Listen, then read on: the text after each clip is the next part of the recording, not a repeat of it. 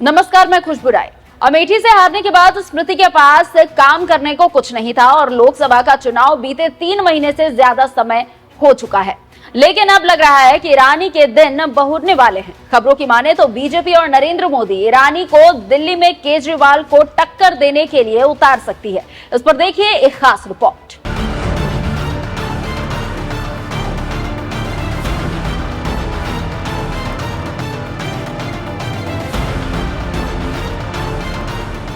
इस साल 4 राज्यों में चुनाव है, 2 राज्यों में हो रहे हैं, जबकि इसी साल 2 राज्यों में चुनाव का ऐलान होना है। इन राज्यों के नाम है हरियाणा और जम्मू कश्मीर, जबकि झारखंड और महाराष्ट्र का चुनाव अभी बाकी है। और इसी तरह 2025 में दिल्ली में चुनाव होने हैं और बीजेपी अभी से तैयारी कर रही है।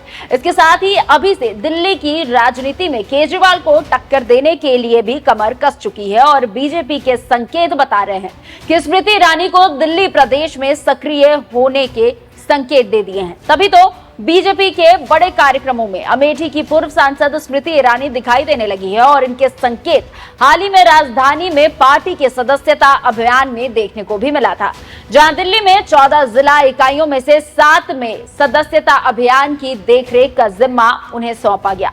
विश्लेषकों की माने तो ईरानी ने दक्षिण दिल्ली में एक घर भी खरीदा है, जो दिल्ली में पार्टी की गतिविधियों में उनके आगे की बढ़ती भागीदारी का संकेत दे रहे हैं। कुछ राजनीतिक विश्लेषकों की माने तो बीजेपी के कई नेता ऑफ द कैमरा मानते हैं कि यह घटनाक्रम ऐसे समय में देखने को मिल रहा है जब पार्टी नेताओं का एक वर्ग केजरीवाल के सामने ऐसे चेहरे को आगे लाने पर जोर दे रहा है जो दिल्ली विधानसभा चुनावों में टक्कर दे सके। आप जानते हैं कि बीजेपी ने 2020 के विधानसभा चुनाव में किसी नेता को सीएम फेस घोषित नहीं किया था, जिसका खामियाजा बाद में उन्हें भुगतना पड़ा। इसलिए बीजेपी पहले से इस बार तैयारी कर रही है और ईरानी को इशारा दिया गया है। जानकारों की माने तो अगर आने वाले सप्ताह में मुख्यमंत्री पद के उम्मीदवार नाम जोर पकड़ते हैं तो बीजेपी क्या करेगी। ऐसे हालात में स्मृति ईरानी एक दमदार नेता के रूप में उभर सकती है, जो किसी भी हाल में केजरीवाल को टक्कर देती नजर आ सकती है। इसके साथ ही साथ बीजेपी में और नेता है जैसे मनोज तिवारी, बांसुरी स्वराज, बीजेपी दिल्ली प्रदेश अध्यक्ष वीरेंद्र सचदेवा और पश्चिम दिल्ली के पूर्व सांसद प्रवेश वर्मा।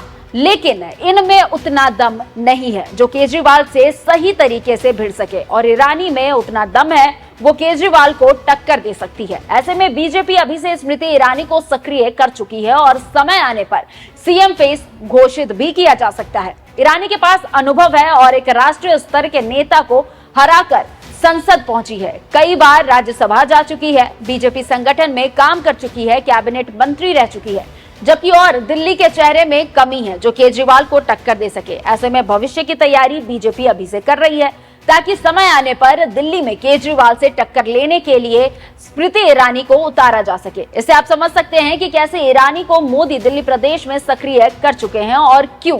अगर ये प्रयोग सफल रहा तो बीजेपी और ईरानी दोनों के भाग्य खुल सकते हैं, लेकिन ये सवाल अभी भविष्य के गर्भ में है। लेकिन बीजेपी के संकेत कुछ यही कह रहे हैं और ईरानी की सक्रियता भी कुछ यही बता रही है।